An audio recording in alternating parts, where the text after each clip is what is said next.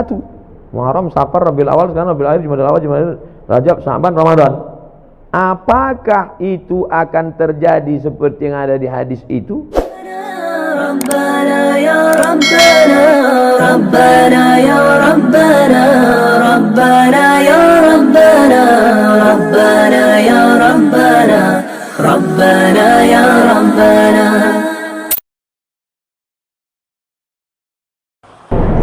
Ini pertanyaan terakhir ya. Kalau nanti akan terjadi hari Jumat pertengahan Ramadan, maka nanti akan begini-begini terjadi. Setelah dihitung-hitung, ternyata pertengahan Ramadan yang ada Jumatnya itu nanti di Ramadan 1441. Muharram, Safar, Rabiul Awal, sekarang Rabiul Akhir, Jumadil Awal, Jumadil, Rajab, Sya'ban, Ramadan. Apakah itu akan terjadi seperti yang ada di hadis itu? Wallahu a'lam bishawab. Mana kita tahu dia belum terjadi. Tapi kita bersiap-siap perlu. Andai terjadi, kita sudah siap. Andai tak terjadi, berarti hadisnya tak sahih. Bukan nabinya bohong. Jadi kami siap-siap lah nih Pak Ustaz. Siap lah. Rabiul Awal sekarang tanggal 24, 25. Rabiul Akhir, Jumadil Awal, Jumadil Akhir, Rajab, Sya'ban. 5 bulan lagi. Siap-siapkan lah. Bahwa terjadi, kita sudah siap. Bahwa tak terjadi, berarti hadisnya palsu. Bukan berarti Nabi Muhammad pembohong. Karena kan tak ada bukti real nyata, ada rekaman rupanya Nabi ngomong qala Rasulullah SAW. Oleh sebab itu, jangan nanti ketika tak terjadi, ini hadis ini bohong aja ini. Bukan Nabi berbohong, hadis itu tak sahih. Ini tentang masalah kalau nanti terjadi model prediksi-prediksi yang begitu. Kalau ibu bapak ibu baca nanti atau dengar ceramah yang modelnya prediksi, perkiraan disampaikan oleh orang nanti akan begini. Nah, kalau sumbernya benar, siap-siap. Apa salahnya siap-siap? Tapi andai tidak terjadi pun kita sudah siap. Jelas? Mohon ada pertanyaan? Bapak.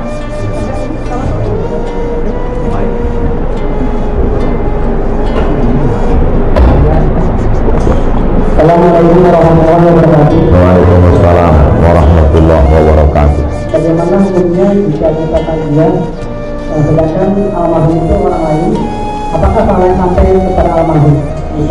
Waalaikumsalam warahmatullahi wabarakatuh. Kata Nabi, kalau kau lewat di makam baki di samping Masjid Nabawi, keluar masuk dari pintu Babus Salam laki-laki, keluarnya tembus itu lurus, nama pintunya Babul Baki, pemakaman Baki.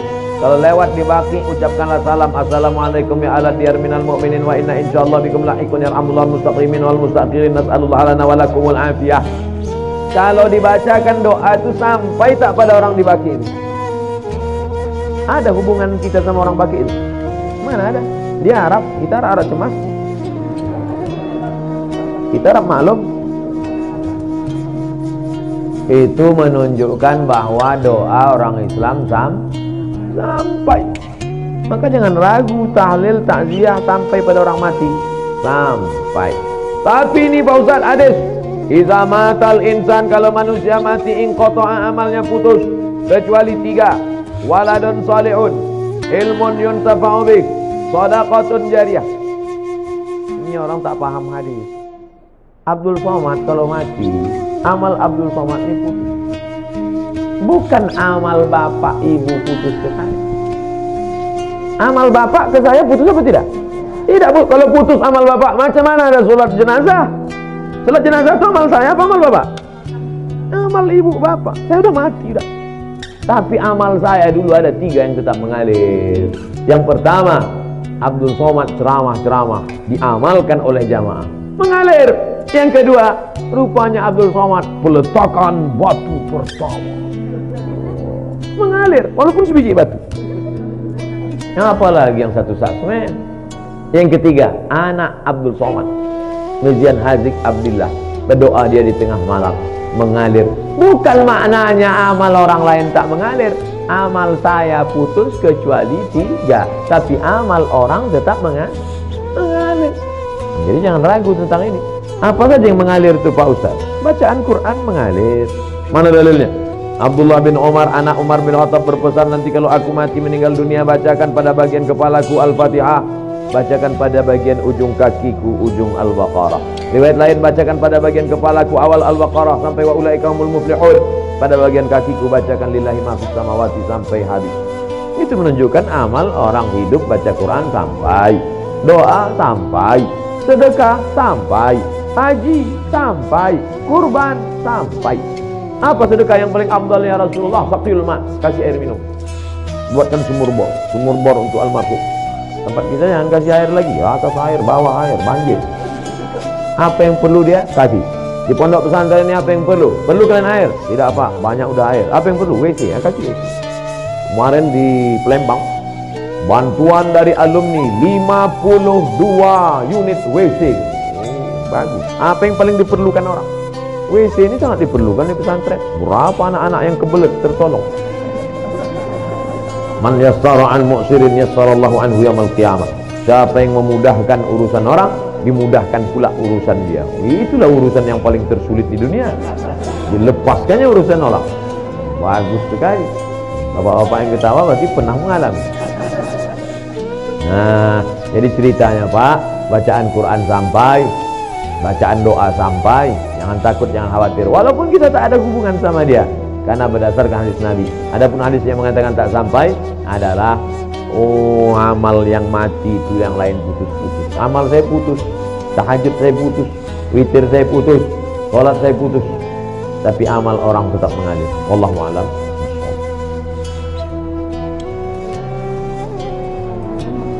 Waalaikumsalam.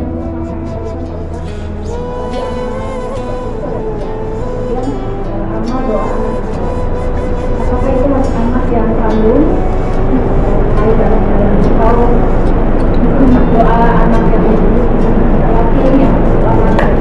Ibu kalau mendoakan saya, sampai tak doa ibu saya? Sampai, kita tak ada hubungan. Bapak kalau mendoakan saya sampai atau tidak? Sampai, tak ada hubungan. Makna anak soleh itu bukan membatasi hanya doa dia yang sampai. Makna doa anak soleh itu artinya amal Abdul Somad ada 3 yang tetap mengalir. Ceramah Abdul Somad ini amal dia apa tidak ini? Amal. Kalau Abdul Somad ngasih semen, ngasih batu bata, itu amalnya apa tidak? Amal. Anak Abdul Somad itu anaknya itu amalnya apa tidak? Kalau anak itu bukan amal saya tengok aja bini saya, mungkin lahir anak saya itu. Nah, begitu kasarnya, mohon maaf, beri maaf. Jadi makna anak tadi jangan diragukan. Ustaz, kami ini tak punya anak, cuma anak angkat. Mengalir. Anak tiri, mengalir. Anak orang, mengalir. Mengalir. Jangan takut tentang masalah. Yang tak punya anak, jangan takut. Anak asuh, anak yatim. Makna hadis itu mengatakan anak soleh artinya amal kita nih putus, tapi ada 3 amal kita. Sedekah itu amal kita, anak itu pun amal kita, dan ilmu yang kita ajarkan itu pun amal kita. Bisa dipahami? Insyaallah. Wallahu a'lam.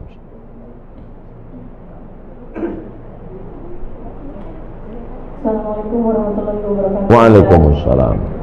Saya mau menanyakan amalan mana kira-kira yang diterima seorang tua yang punya anak kandung tetapi dia kurang taat beribadahnya, atau dia mengangkat anak bukan anaknya sendiri tetapi anak-anak itu sangat soleh dan sering mendoakan orang tuanya. Jadi amalan mana yang lebih cepat diterima oleh Allah? Itu yang pertama. Dan yang kedua, saya mohon supaya Ustaz dan jamaah yang ada di sini nanti itu mendoakan untuk kesembuhan diri saya. Nanti di akhir majlis kita doa semua untuk kesehatan, untuk husnul khatimah, untuk anak-anak kita dijaga dari narkoba. Nanti di akhir majlis. Punya anak kandung, kerjanya minum khamar, sakau, mabuk. Ada anak angkat, orangnya soleh. Kedua-duanya ini berdoa. Mana doanya yang lebih dulu sampai? Illalladzina amanu wa amilus shalihat. Semua manusia ini rugi kecuali orang beriman dan beramal soleh. Yang ditengok bukan anak kandung, anak tiri, anak angkat, tetangga, kawan, jiran, sahabat. Yang ditengok adalah soleh. Makanya Rabbi habli minas solehin. Jangan takut tidak punya anak, tak ada yang mendoakan. Jangan takut bahwa kita tidak punya anak, tapi kita didik anak-anak kita jadi soleh, baik, bagus, memang itu perintah agama. Tapi terlalu khawatir tak punya anak, jangan takut. Nah, oleh sebab itu maka doa sampai, doa kawan sampai. Itu makanya kita suruh dekat-dekat dengan orang-orang soleh, berjamaah, meninggal kita. Saya insya Allah kalau mati jamaah nih selama ini banyak mendoakan. Tak ada pun doa dari tetangga, sahabat, kerabat, doa dari jamaah banyak doakan. Yang penting hablum minan nasnya baik, hablum minallah baik. Maka syarat dikabulkannya doa amanu wa amilus sholihat, beriman dan beramal soleh. Wallahu a'lam.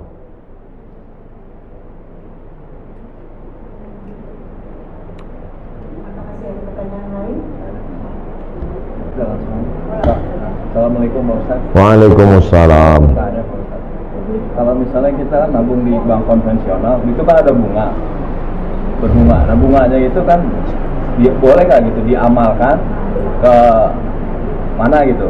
Nah, itu hukumnya gimana tuh Pak Ustaz? Juga yang menerimanya bagaimana gitu? Bapak Ibu yang ada tabungan di bank konvensional, besok waalaikumsalam warahmatullahi wabarakatuh. Bapak Ibu yang ada tabungan di bank konvensional, kalau betul Bapak Ibu mendengar pengajian saya ini, besok pagi alihkan ke bank syariah. Siap? Saya ulang sekali lagi.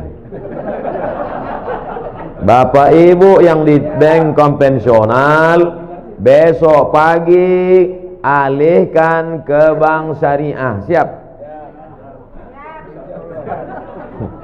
Banyak dalam hati. Siap. Saya gaji ditransfer ke BRI Syariah. Walaupun BRI Syariah menolak saya ceramah, tak apa-apa. Tetap di mana saya, tabunglah ke BRI Syariah. Saya di BRI Syariah. Anda tabunglah ke BRI Syariah. Walaupun BRI Syariah menolak saya ceramah.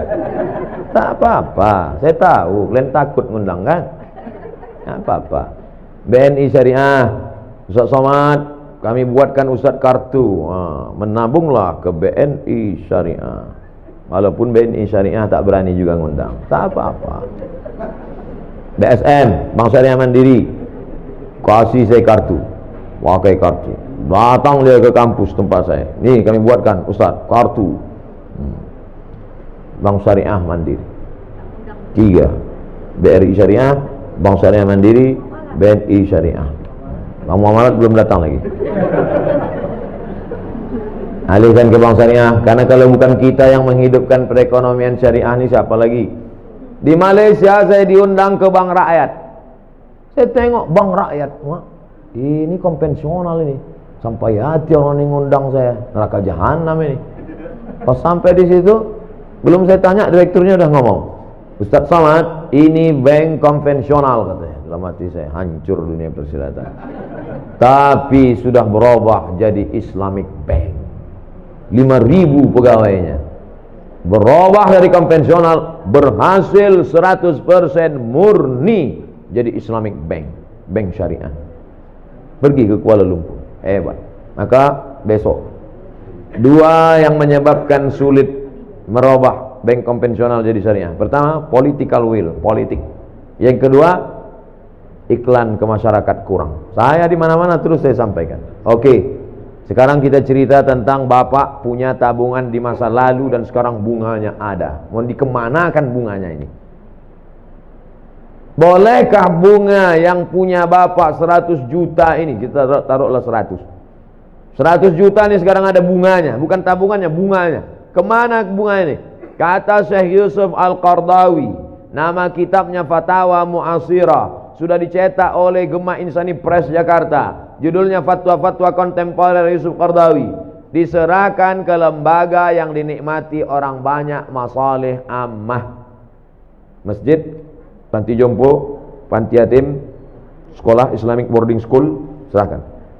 Bapak yang ada tabungan-tabung di bank konvensional, duit hasilnya itu riba, jangan kasih ke anak, jangan kasih makan ke rumah, serahkan ke lembaga yang dinikmati orang banyak. Ini jangan Ustaz Somad ini ceramah gini, nanti ujung-ujungnya kemana Pak Ustaz? Ke saya.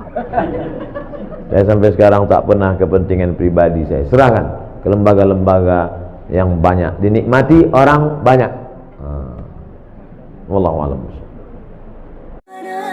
ربنا يا ربنا ربنا يا ربنا ربنا يا ربنا ربنا يا ربنا ربنا يا ربنا